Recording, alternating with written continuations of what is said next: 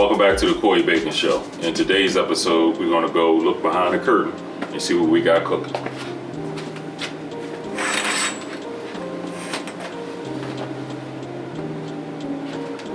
Over here in the 2x2, we have the orange Cello.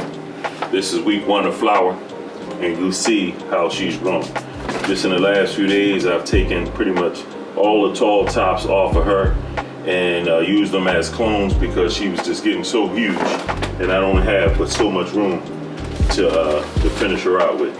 I got about maybe 10 inches between the bottom of the light and the top of the canopy, and I got another 5 or 6 inches I can move this light up. But I did veg her a little longer than I expected to, but she should do just fine. So come on in here and get a closer look. And as I said, everything is doing marvelous. Look how big these leaves are. So yeah, everything looks great. No problems in here.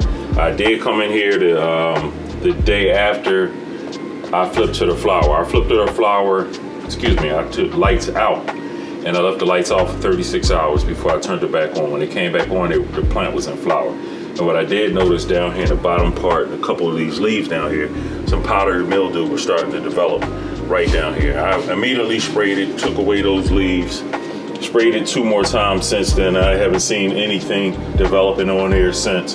I do need to clean the canopy up a little bit because, like I just showed you, we got some pretty nice sized leaves in here with the red stems. Anything that has the red stems on it can pretty much come off of here.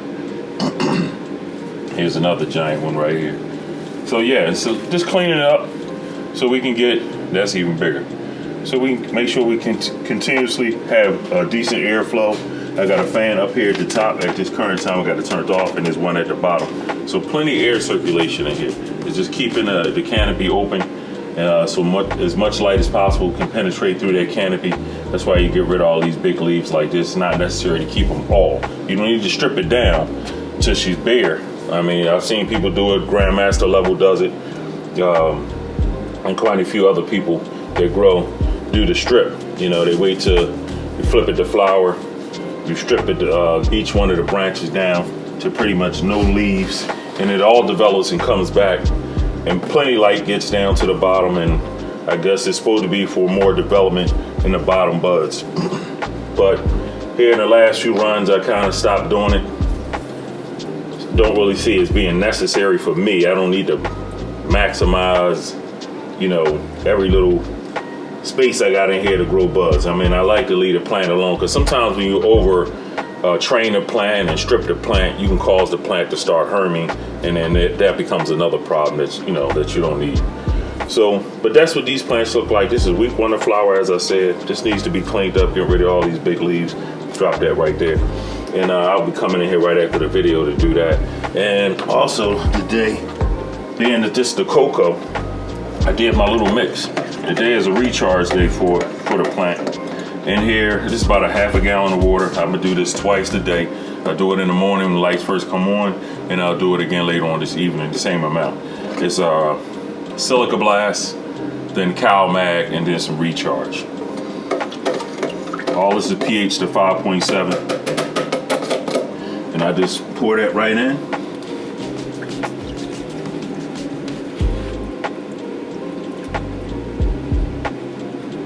And that's roughly about a ½ gallon. Now granted, that's only a 2 gallon pot. Now, first time growing cocoa, in cocoa, realizing that the plant was just going to get this huge. Need to clean up some of this bottom down here. Like these shoots down here aren't going to never make it up to the top. So they can either become clones, or I can just get rid of them all together. So yeah, it's just stuff down here that's just robbing energy from anything making it up to the top. And that causes a lot of larvae stuff at the bottom that you don't want. So we'll definitely be cleaning that up in the coming week.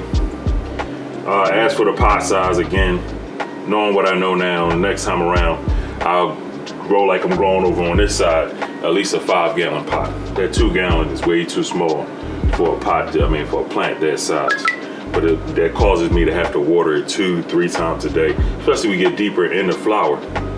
It's deeper in the flower, all the buds will start developing up here. That's even more energy. It'll be drinking even more. So I'll probably wind up watering maybe 3, maybe 4 times a day eventually. So eventually I'm gonna have to bring the watering system in here to compensate for that, because I'm not gonna be coming in here no 4 times a day watering this plant. So I got a reservoir in the back that I don't use right now, but I will be putting it back into use to water these plants. And in some coming videos, I'll pull this tin out so you can see what's back there. Let's take a look next door. Okay, over here in the 4x4, we got the 5 plants growing. Up here in the front left, Blood Diamonds. This one here is the Blue Milk. Center, Pulp Fiction. Back right, Biscotti Mint. And back left, what is that back there? The Potty Mouth. Everything in here is doing great. Remember, I bent all these down, turned all of them down. As you can see, my twisty ties are still hooked onto this one here and this one here, and even the one in the back. This big girl here pulls hers off. It just wants to grow tall. So I still got plenty of room, and I still got plenty of room to move the light up on this in here. So this plant is definitely going to have my canopy uneven, which is cool. It's a hell of a smoke, that plant there. I did a little review on that a couple days ago, and that's some real good weed. So she does grow kind of crazy. She's getting pretty big. But again, this is week 1 of flower also. These here be a little bit more tamed. They all need some defoliation. As you can see here, this one here, leaves are bigger than the one next door. So yeah, just need to clean all of them up. And again, this week 1 of flower, so it's not a whole lot to see. But you can see how healthy she is and how big she's going to be. You know, nice branching. You can see where the internodal spacing here. It's going to fill in nicely. So I got some red in the stems, but I also see the green up here. So I'm doing the right thing when it comes to the feeding with the magnesium and such. But again, it's just all about keeping it somewhat cleaned up. I'm not going to strip it down. I'll probably come in here and take 10 leaves off a plant every couple days, so I don't cause any stress to the plants whatsoever. And that one back there in the back, the potty mouth, gets kind of big, but as you can see, I have her tied down so she wouldn't take off. But that's fine. She's going to be nice and wide. She'll fill out that whole space in the back. And here in the next week or 2, this whole canopy will be fully filled in. All these little empty spots here that you can see now, you won't be seeing. And this one here, I'm definitely going to have to wind up super cropping. You know, you've seen me do it in the past, just like that. Just squeeze, break the stem a little bit there, bend her over. So I'm going to have to do that to that plant on all the main top shoots there, just to control her a little bit until these girls catch up. Definitely not using a trellis net on either one of these tents this time. Just letting it naturally grow, hold itself up. And from the looks of each one of the girls in here, the branches are nice and thick and stiff.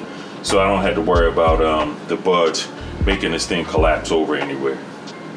But that's all we have for you in next week's video. If you like what you saw, give me a thumbs up, leave me a comment, share, and subscribe. And until the next one, stay baked.